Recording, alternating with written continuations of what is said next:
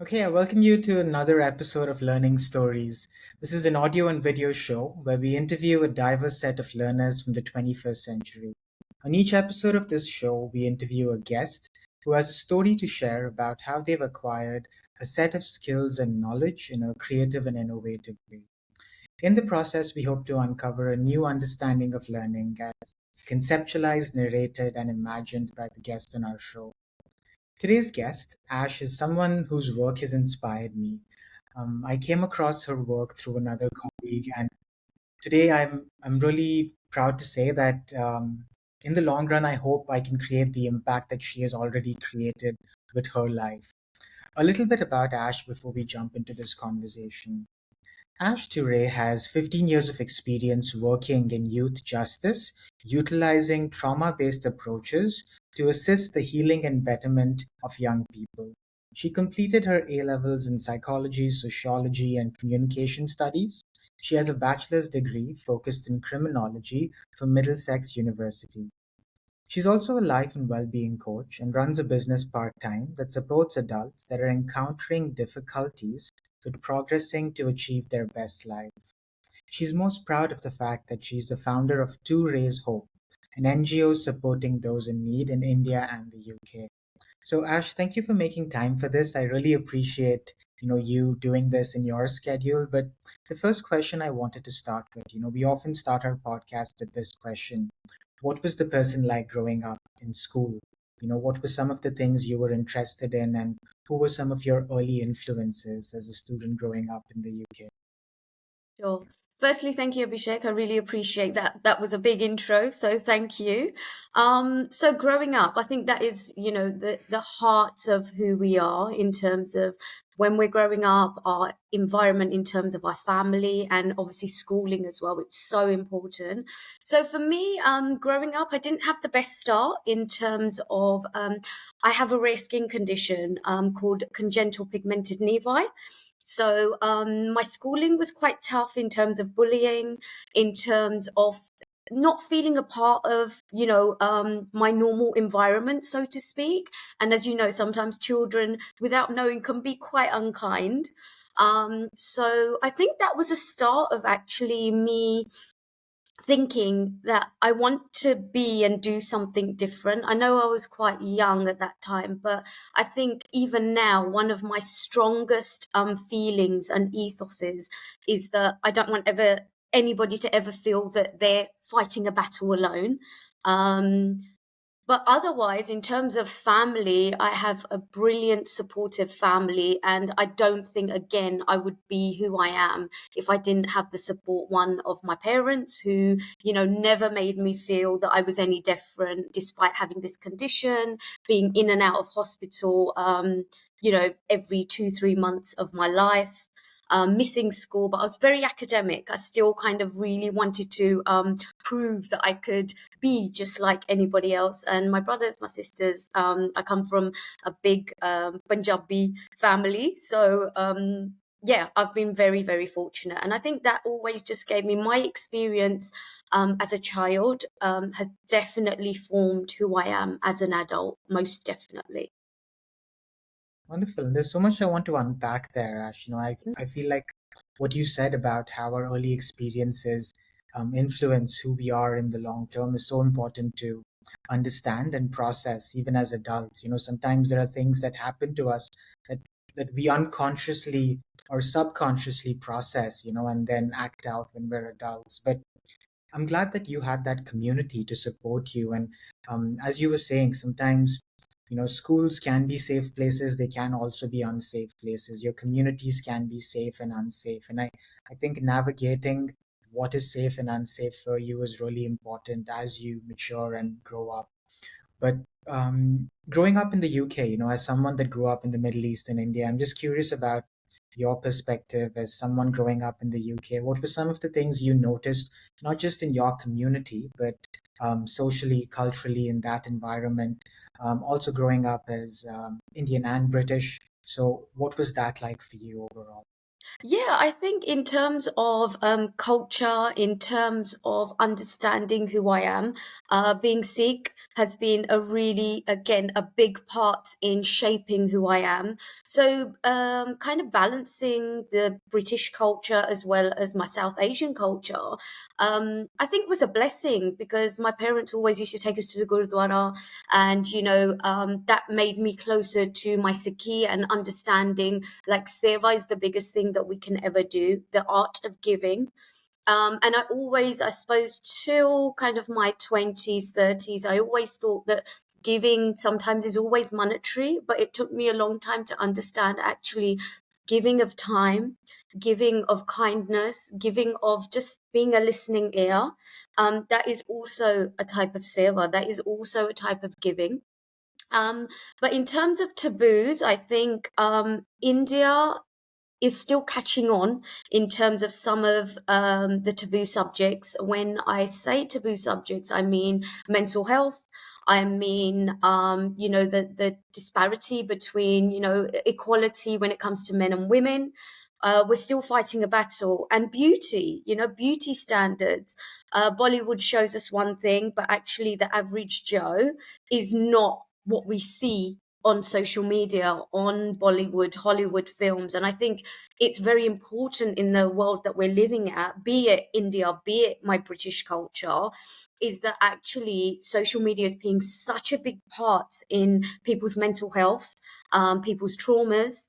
That we need to make a change. And I think, again, that is one of the reasons that all the skills that I have here, I love to bring back to India and do workshops. And, whether that's a paid workshop, whether that's through my non-profit or whether that's through my coaching side, I just feel really fortunate that I can at least be a part of that change.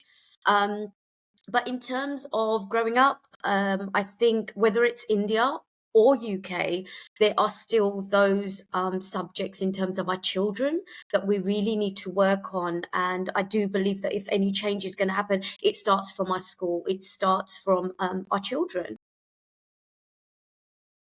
Yeah, and that point about seva, I've been fortunate to grow up with friends who are Punjabi and Sikh themselves, and I've always thought that's such an inspiring way to look at life. You don't just have to contribute through money. And I remember my friends going to the Gurudwara, on the weekends and helping out with service. And I thought that's such a kind thing to do. And I think it's such an important part of, the Indian culture, but it's an important part of most cultures, this idea of giving back. And I'm curious about, because even on your website, Two Rays for Hope, you speak about this concept of seva. So when I say seva for you, does it do you look at it professionally? Do you look at it in terms of your work with your NGO? So how does the idea of seva, manifest itself in your life? Sure. Oh my God, that's a big question. I think it features in everything, to be honest, and I think it's a core of who I am. And I think, like you beautifully asked me about my childhood, I think it started then because, again, from my childhood, I knew that I didn't want any child to feel alone like I did growing up. So automatically, I think that seed has been planted. And then, in terms of my parents taking me to the Gurdwara growing up, I remember, at the age of like 14, 15, my parents saying, like, look, we've given you the foundation, now it's up to you. And that kind of made me grow closer to going to the temple and understanding about my religion because it was never forced upon me. And that's when I got to know actually Sikhism, Sikhi, and like you said, most human beings and most religions teach us that the art of giving and kindness is the basics, right? It's the foundation of anything. So I think it started from there. And then in 2017, things really changed for me because as a child, my parents, used to take me to India, but we used to go for a wedding, we used to go for shopping. And India was just that for me, going to do some shopping, getting some Indian clothes, getting some cheap stuff, you know. But then in 2017, the poverty hit me in a different way. And I was having a conversation with a friend who told me about a charity called Granthi. And she said, because I said, you know what, I really want to come back and just, even if it's 2 weeks, 3 weeks of volunteering, I have to do something, like something inside me is saying to do this. And I'm a very big believer in the universe, in God, and, you know, what is planned for us. So I started manifesting that. And then I got in touch with Granthi. And believe it or not, they were actually in London, the CEOs, because the girls, so it's, they work with children that have been born in the red light district. So the children are actually here doing some art therapy. And it was, believe it or not, it was 5 minutes from where I work. I agreed to do a workshop to see if we, you know, would fit. A 1 hour workshop turned into 3 hours. I literally, the girls and myself, we just like, it was like amazing. The connection happened. And this was in the July, and in the November, I was back in India doing 4 weeks of volunteering. And then I met lots of different organizations. I went into government schools. I went into a high-risk prison, Dongru prison, did some work there as well. And then slowly things just happened, and hence Touray's Hope was born. So from there, you know, people were just like, why don't you set up your own organization? And touch wood, we've been growing and growing and growing. So my non-profit side is my Sewa. But also within my profession, as a senior youth justice practitioner, we work to rehabilitate. So I think the seed has always been there professionally, personally, and now in Touray's Hope, because my surname is Tooray, Tooray. But my dad is a genius. He came up with the name. I spent months thinking, what can I call my organization? And then just, you know, sitting there casually having a cup of cha. And my dad's like, how about Touray's Hope? And I was like, oh my God, that is fantastic. So Touray's Hope is just what it says, you know, to raise hope in people. And I think kindness, unfortunately, is dying. So just to bring that up again, I guess, and be a part of that change is so important. So I think Sewa is professionally in me and personally in me as well. Wonderful. And I love how you articulated that, Ash. And, there is, we often think that, you're only able to give back when you reach a certain point in your life. But I think your life and your mission shows you, or shows us, that this can be a core part of your identity as a professional. And, you can give back through your work, through, smaller initiatives. And I love how on your website, you archive your journey of service. You started off with a really small amount and then expanded from there. And very often your contribution was also in terms of your time, working with these organizations, helping them with social media and other services. So I thought the way you support these organizations is so creative, and comes in with this warmth and kindness to help them grow in whatever way possible. So that's wonderful, Ash. But in terms of, I'm looking at this experience you have of studying criminology. And because I'm an educator myself, I'm always curious about the learning experiences that shape you as a professional. So, why did you study psychology and sociology in university? I mean, in high school, because they're not very common disciplines. And then, why criminology, and why not some other profession or some other field? Sure. So, in terms of the human mind, it fascinates me. So I always knew that I want to work with people, and the mind, basically. So in terms of like psychology, that's looking at the human mind and why we do some of the things that we do. And then sociology, again, our environment is plays such a big factor in shaping us, whether that's an education setting, whether that's family, whether that's friends. So bringing that all together as well. So that was one of the reasons I did my A levels in those subjects, because human beings, like what makes humans tick. And then once I completed my A levels, I knew I wanted to work with the mind again. So I did psychology. And when I was doing that, there was an opportunity to do criminology. And this was something that I'd never really looked at. But again, human behavior, right? Actually, when people are committing offenses or are involved in the criminal justice system, why is that? What are some of the socioeconomical factors that play a part in that? In terms of drug abuse, in terms of our mental health. So that connection, it just seemed like a perfect match in terms of psychology and criminology. So then once I completed my degree, again, I believe in the universe. Even how I came into my role was, a gift from God. That's how I see it. So I done my, 10 years of studying, and I was just like, you know what, mum, dad, I'm just taking like 4 months to myself. I don't want to do anything. I'm just going to chill. And it came to like 2 weeks, 3 weeks, and I'm like, I'm twiddling my thumbs, and I'm like, okay, I'm bored now. So I applied for some jobs because I knew I didn't have the experience in psychology. So I wanted to kind of just see where I could fit in and get a little bit of experience so then I can, stepping stones. I've always been somebody that believes one step at a time. I knew that, I've got my education now, but I need a bit of experience. And an opportunity came up actually as an admin post at the Youth Justice Service. So I thought, okay, this is really good. I get to see how the routes work. I get to see, behind the scenes before I decide where I want to go in terms of career. So it happens, went to the interview, and the interview panel had my interview. I thought it went quite well, but at the end, the lady said to me, oh, you know what? Don't be surprised if you don't get this job. I've got something else in mind. So first I was really disheartened. I thought, oh my God, I've probably had a really bad interview, and, she's just being kind. But then when I got the phone call, she was just like, look, I really think you'd be really a good fit for this. And that was a part-time role working with the children that I now work with, but on a low risk level. So it was just like perfect, that is what I was looking for. And that made up my mind whether I wanted to work with adults who had been involved in the criminal justice system or children.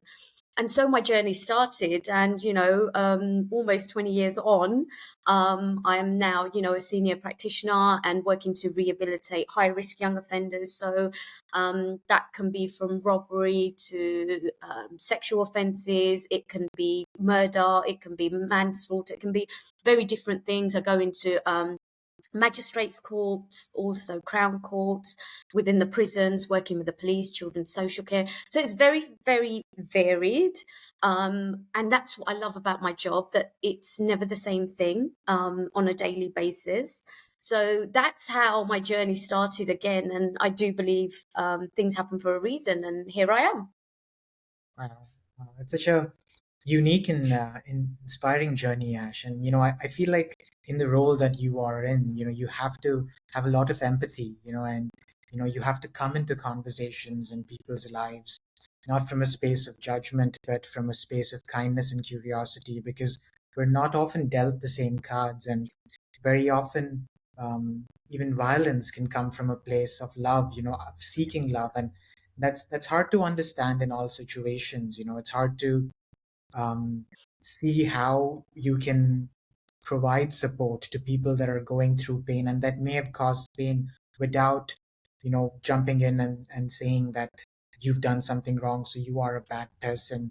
And I think someone once told me that people aren't essentially bad, but sometimes life makes them do bad things. Yeah. So in your rehabilitation, like, what are some things that has worked for you to come into these conversations and do your job more effectively? What I'm trying to know is, what does your job look like, and what has worked for you as a professional in your journey as a youth justice rehabilitator? Yeah, sure. So I think the first thing, like you highlighted perfectly, is that actually nobody's born bad. Nobody decides that I'm going to go out and do this criminal act or hurt somebody, whether it's, psychologically or physically. So understanding, I think the harmed has always been harmed.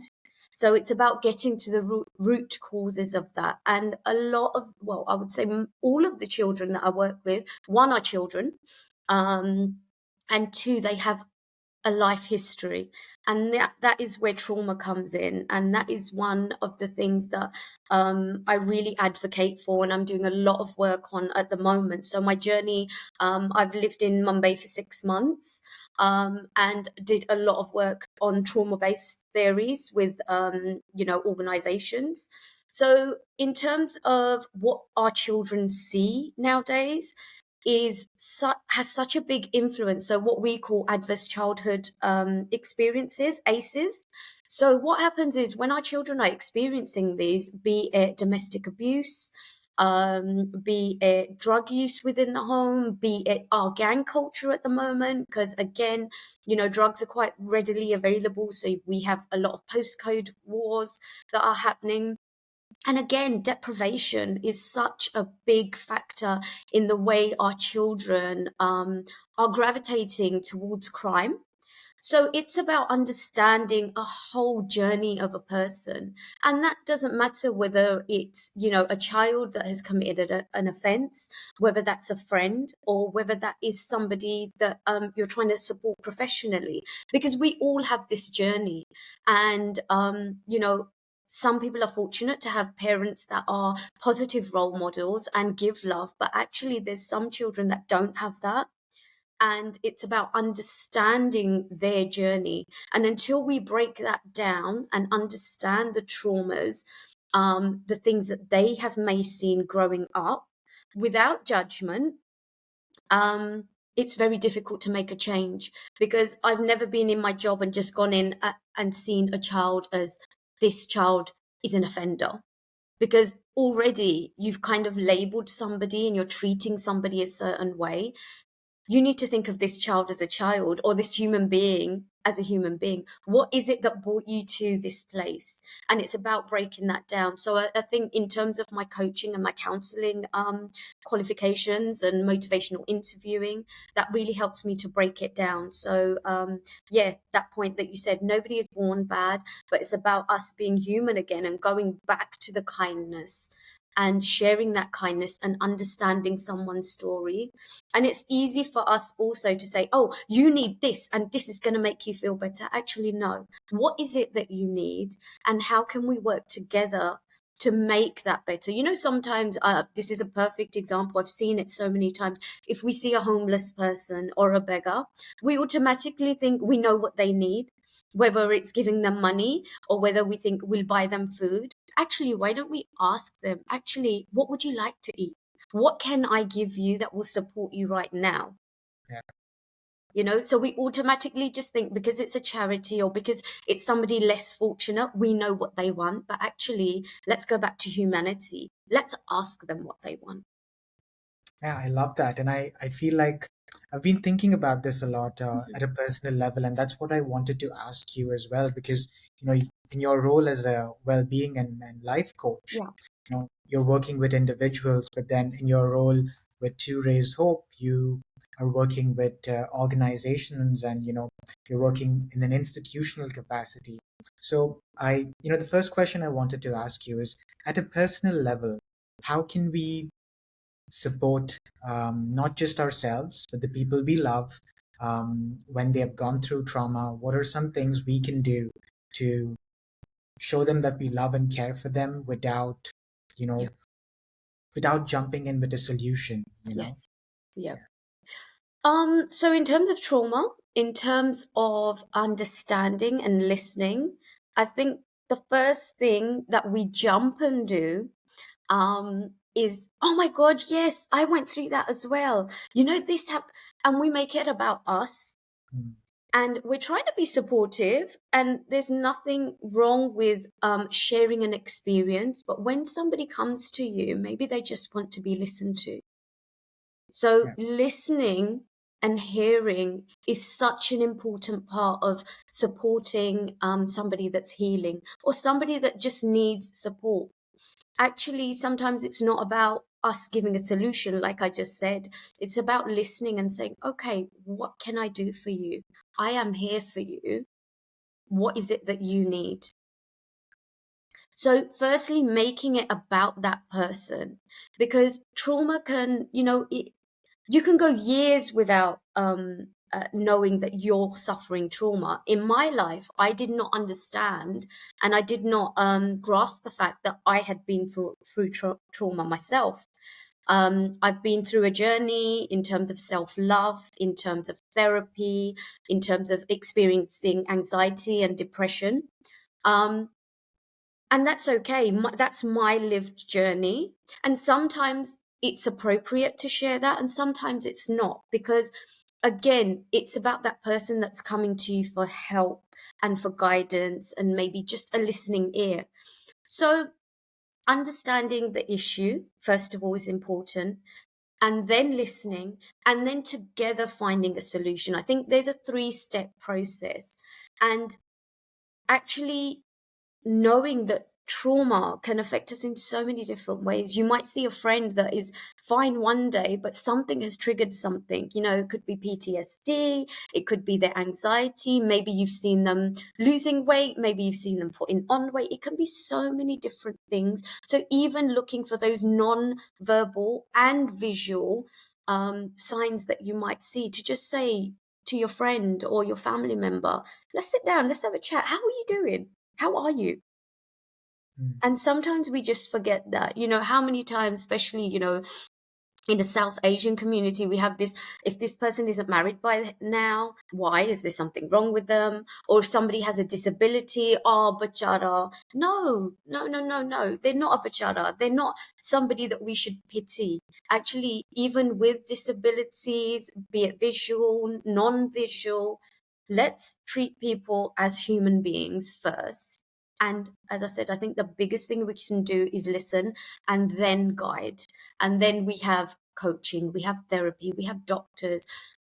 Because again, sometimes friends can't be our therapists or our coaches. And that's one of the reasons I started coaching as well, in terms of life and wellness coaching, because I feel that sometimes we leave it too late. So I wanted to get in there and try and support and help people before they get to the stage of a doctor, a therapist, and medication, because I think there is so much more that we can do. I love that. I love that, Ash. And I feel like just having a supportive professional ear to, hear out what you're going through and support them through that journey. And I love how it's more proactive than reactive, right? You're Yes. you're jumping in and being intentional about understanding that. And this is something that I've been thinking about and been really curious about, is how our identities intersect with each other. This concept of intersectionality. For instance, you can be privileged in one identity, but be struggling in another. And it's really difficult to discern when you meet someone, which part are they struggling with, which part are they trying to come to terms with, because unfortunately society is sometimes structured to prefer certain ways of being, or certain identities in a particular way. And this could be class, this could be gender, this could be religion. It comes down to so many different things. And even someone that may seem privileged on the outside can be going through so much internally that we have no clue about, right? And Mm-mm-mm. with to raise hope, I'm just curious, because some of the problems you deal with, they're so complex, right? Mm. There is a policy level, there is an economic side to it, there is the background of the people involved. So do you sometimes find this tension with trying to come to terms with what you can do and the complexity of the problem you are actually dealing with? Absolutely. I mean, there's always a push and pull factor, whether that's dealing with a child that's committed a murder. So on one side, you're dealing with a child that has all these ACEs, has all this trauma. But then you're also dealing with the family side, where, they've lost a loved one. So it's that push and pull factor. But in terms of what you see sometimes is not what somebody is on the inside, is really such a valid point that you've brought up. Because again, talking from my experience, when I was going through depression and anxiety, nobody knew. And I didn't understand it myself because, like you said, I'm privileged. I do come from a privileged background. I have a great job. I'm earning, I have a roof over my head. I have great friends. I have great family. Why am I feeling like this? I shouldn't be feeling like this. And there's almost a sense of guilt that actually, what is it that is making me feel like this? And then that's when you connect the dots about trauma, about, having that anxiety, about, your what is around you, about how actually you can meet some terrible people in life. One of the things that is quite rife at the moment is narcissistic abuse. And I find that within our South Asian community, again, a lot of women, I mean, it does happen to men as well, don't get me wrong. There are female narcissistic personalities as well as male. It's not kind of gender based, but majority of some of my clients that I get are women that have experienced narcissistic abuse. And that comes again from actually really privileged people that are high up and CEOs of company and very wealthy, but actually they have this very dark side. But also it comes from an environment where some of the work that I've done with some sex workers in terms of where they're at and what they've experienced, and it is very narcissistic again from males.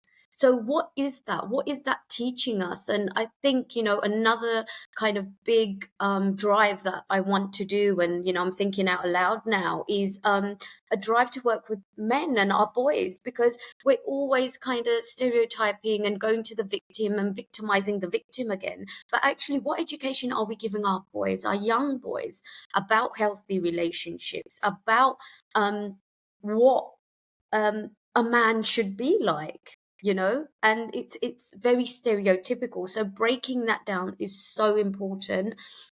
And I think struggling with that, I think is something that we need to work on for sure. But yeah, you're absolutely right. Let's not go by what we see, but actually let's go by the conversations that we're having with people, because you just never know what's going on behind a closed door. I love that. And with Touray's Hope, Ash, I love the name, by the way. It just hit me, as you were saying that it's such a fun, clever thing to actually say. And now I see the connection between your name and the organization. But can you tell me about some of the organizations you have worked with and the Sure. kind of impact they've had with your support, but on their own as well? Yes, of course. So I've been fortunate enough to work with Granthi, like I said, in terms of girls and empowering girls. So that was a set of work that I did in terms of mental health, in terms of empowerment, and letting the girls know and the mothers know that there's more to life um, than just feeling that you're a female and you're stuck in this environment, and how you can grow and how you can actually reach your potential, and having goals and having aims is such an important part of that. So we did a lot around education, and that was a lot of fun in 2017. I've done some work in Lucknow with a school in a slum area, where we were able to again do stuff around goals and aims. Beautifully, with the donors of Touray's Hope, we were able to buy them some books. We were able to get a projector for them and lay a flooring down in. So this was an initiative by a family who were just using a space that they had next door to them to educate these children. And it was so beautiful. So they now have a flooring, the children will still come and they still educate them, and the projector's there. And, we still reach out. We have some conversations around kind of organization and growth. And then I was lucky enough to work with Shiros in Delhi. So they work with acid attack survivors. So I also do a lot of motivational speaking. That's taken me to Colorado and Canada also, to speak about beauty and how everybody is beautiful in their own way. So empowerment again, and talking about visible and non-visible differences. So I trained their volunteers there. They were like accountants, lawyers. So around mental health, around how this situation of being a survivor of an acid attack, what impact that can have in terms of mentally and physically for the girls that they were working with. So that's a fantastic organization. They also have a cafe in Lucknow as well, where the women and some males as well are working, because they found it very hard to get jobs in terms of the stigma they were facing in terms of their appearance. So that was, I loved that. Was a fantastic piece of work.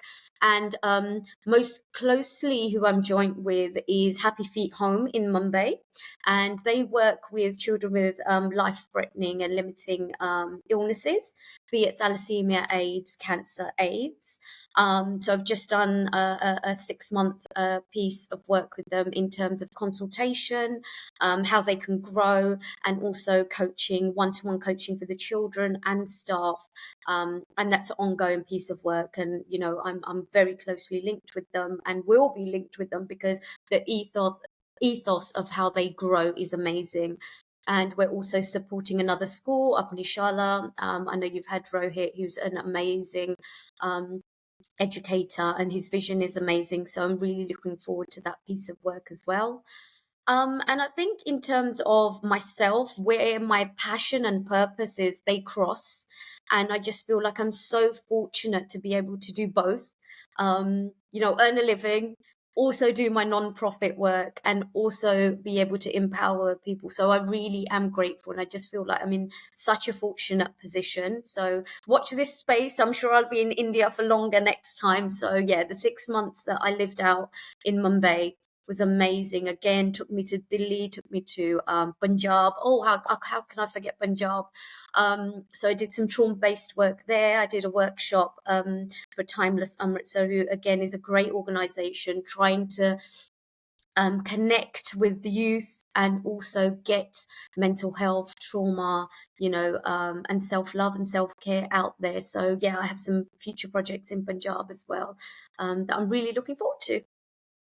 That's really exciting, Ash. And for the listeners tuning in, I will be linking Ash's websites, and I highly recommend following this conversation up with reaching out to her on those platforms and learning how you can work with her or support her organization in whatever way. But I think the larger idea behind this conversation is to understand how an individual understands that passion and purpose, Ash. And the way you articulated your journey, I see like this connecting thread between what you went through growing up and what you are doing now professionally, and it isn't just milestones, it's not just a university degree or where you grew up or what you studied, but it really comes from a deeper sense of wanting to give back and make the world a better place. So, just someone interacting with you from the outside, I think it's it's really powerful how you have articulated a vision for your life and how you are working towards it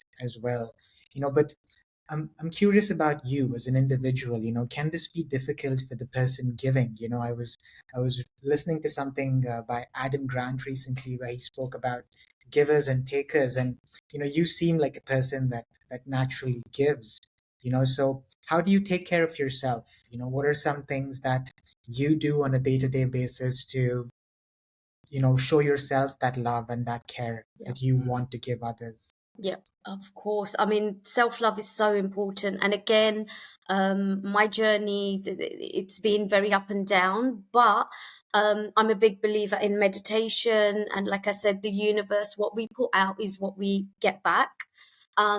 And that was my journey. That was my self-love discovery journey, because I didn't love myself for a very long time. This is a whole different topic, but for a long time, I didn't have that self-love. I didn't have that self-confidence. I felt different. I felt like I wasn't normal, so to speak, but actually everybody is normal. And what is normal? Just because you have a difference, you can either choose to use that difference to seclude yourself and isolate yourself, or you use that difference to embrace yourself and be able to be maybe that rock or that ear for somebody else. And I decided, I think at a very young age, that I wasn't going to give up. I wasn't going to be that person that was just going to be, oh, my life is going to be like this and it's going to be over because I had this rare skin condition. It doesn't mean anything. Beauty is only skin deep. So when I discovered my meditation journey, so I'm a big believer. You can see peacock in the back. I have a peacock tattoo. So when I went to my first seminar, we did a meditation on connecting with your spiritual animal. And I've always loved peacocks, but never really, again, known the connection. When I did that meditation, a peacock came to me. So that was, a realization for me that that is my spiritual animal. And believe it or not, after that meditation. I see a peacock in one form or another every single day of my life, whether that's on TV, whether that's when I'm shopping, whether that, wherever. So it has a big significance for me. So I think being able to connect with something and connect with yourself, that, you know what, maybe I'm not where I want to be at the moment, but at present, I'm the best version of myself, and I'm going to strive to be even better. And that's okay. So I think in terms of grounding myself, I have a great family network and friends that I can kind of speak to and offload on.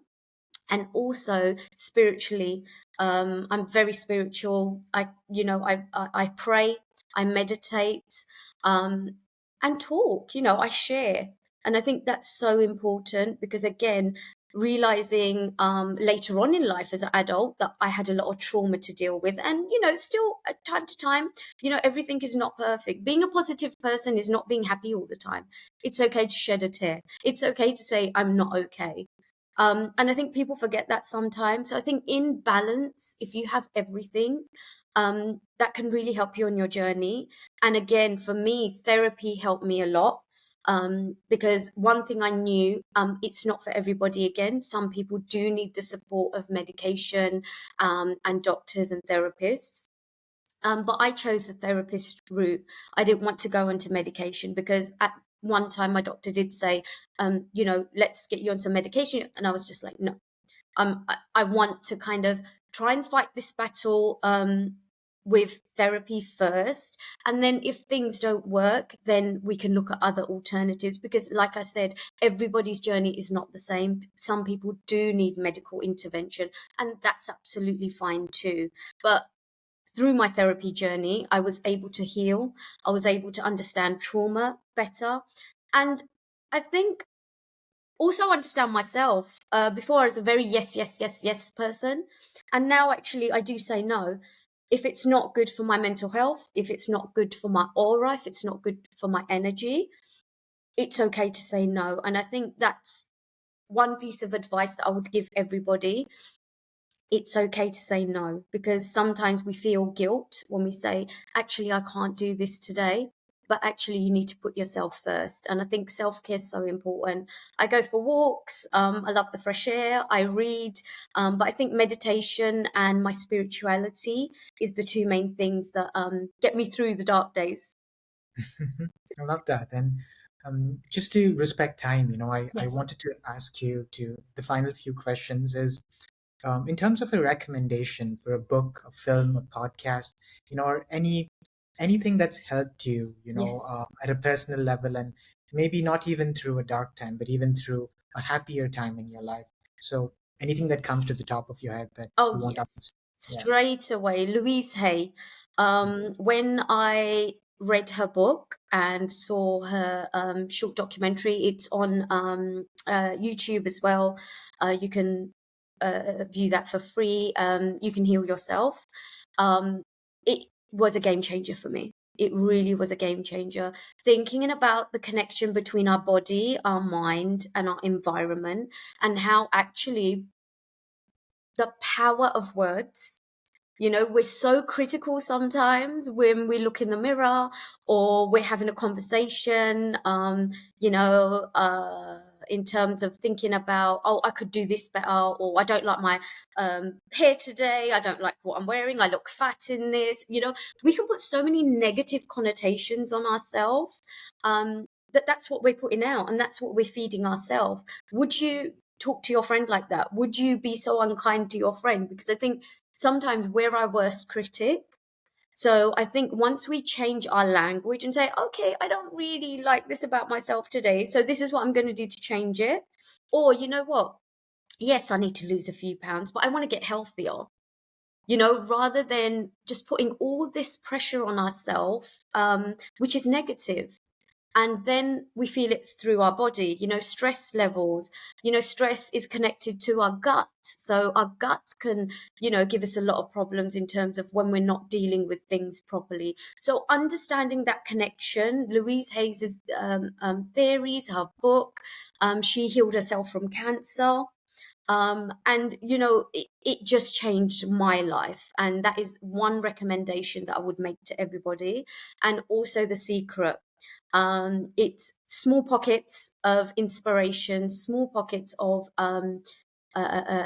theories and positive affirmations by many different world leaders and inspirational people. I think those two are probably my go-tos. And again, the Guru Granth Sahib Ji, my spiritual book, Bible, which I go by, daily, and that just teaches me to try and be the best human that I can. And I think that regardless of religion, regardless of what your beliefs are, if we can try and be good humans, yeah, we can make change. Because I often get, oh, you're one person, like, are you sure you want to do this? Or why are you doing this for free? Why are you not charging? Da da da. But you know what? That's my choice and that's my journey. And I believe, like I said, kindness, be it monetary, be it the donation of clothes, food, time, your expert skills, it's all valid, and it all can make such a big impact on people's life. And I still to this day get texts or get messages from people that are doing so well, and that is my reward, and that's why I do what I do. Yeah, and that's a wonderful legacy to leave behind, in terms of the impact you've had. So for the listeners tuning in, thank you again. This was a wonderful episode. And Ash, for anyone that wants to reach out to you, what are some recommendations or ways we can work with you or learn more about your work on the Sure. internet? Yeah. So kindly, you said you'd put the website, so that's tourayshope.org. And my coaching website is ashtourayshope.com. I'm most active on Instagram. Social media does have its pros. You can DM me. I offer free for 30 minutes consultation if anybody's struggling. But again, I do have a non-profit side as well. So if anybody is struggling, we can make it work in terms of non-profit as well. But yeah, just email. I'm on most social media platforms. So yeah, just reach out. It's awesome. And on that note, we come to an end of this episode of Learning Stories. Until next time, keep learning.